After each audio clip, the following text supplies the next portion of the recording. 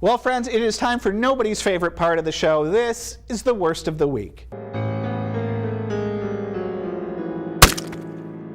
This week's worst of the week is a recent flop at the box office. It's The Mummy. Yes, Tom Cruise decides he's going to fight a mummy in a movie that was supposed to be the first of a bizarre experiment wherein Universal Studios thought they could create their own Marvel-style shared universe of super monsters, beginning with Tom Cruise in The Mummy. This movie is a movie that does not work in really any way and is sort of fascinating for it.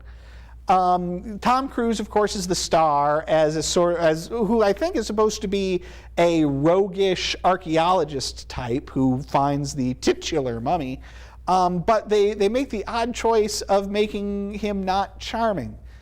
You see, gang, the whole point that you're going to go to a Tom Cruise movie is for Tom Cruise, and the whole deal about Tom Cruise is that he's supposed to be charming.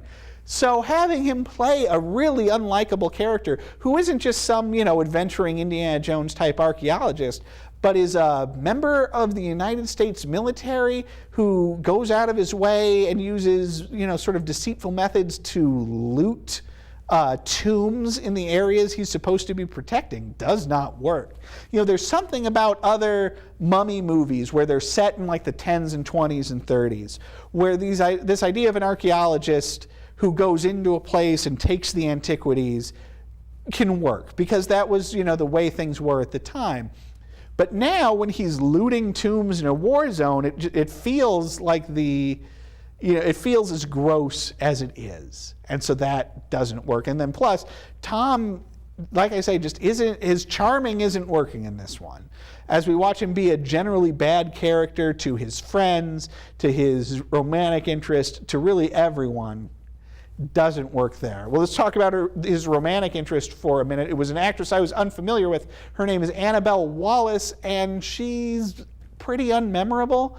Again, for a movie that's supposed to be the foundation stone of a great, multi-movie franchise and multi-character franchise, you would think you would want to go all out with the cast of this thing, and she's just not doing it. She's, sort of a nondescript Tom Cruise leading lady who, and I don't mean to rag on her.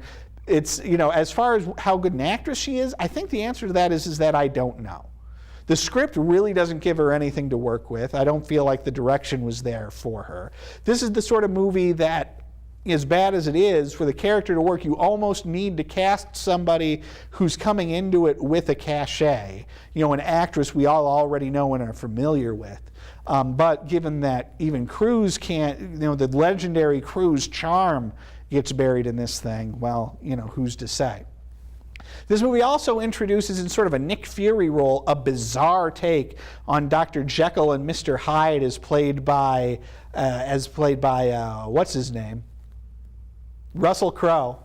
That's it. Sometimes I blank out, guys. Russell Crowe is this universe version of Dr. Jekyll and Mr. Hyde, who runs a secret spy organization, but who has to inject himself with a huge chemical syringe every seemingly like 20 minutes to not turn into Mr. Hyde. Of course, he turns into Mr. Hyde in the course of the movie, and you might be expecting like a big Hulk kind of a character, but ultimately he's just a slightly larger Russell Crowe. It's very disappointing.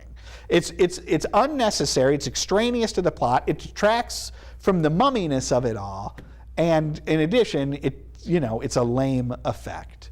Who I do want to give a lot of props for is a young actress named Sofia Boutella, who is the titular mummy. She is terrific in this.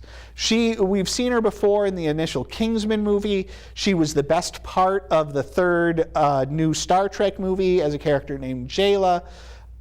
She's in Atomic Blonde, and she's great there too. This is an up-and-coming, super charming and really capable physically and in action sense young actress. I was very excited to see her as the mummy in this. Unfortunately, she doesn't get to do as much as we would maybe like.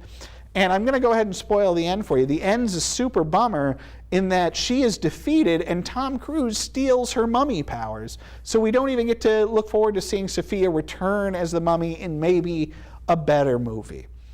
All of this, sort of combines into a general disappointment in that what I've discovered recently is I like mummy movies.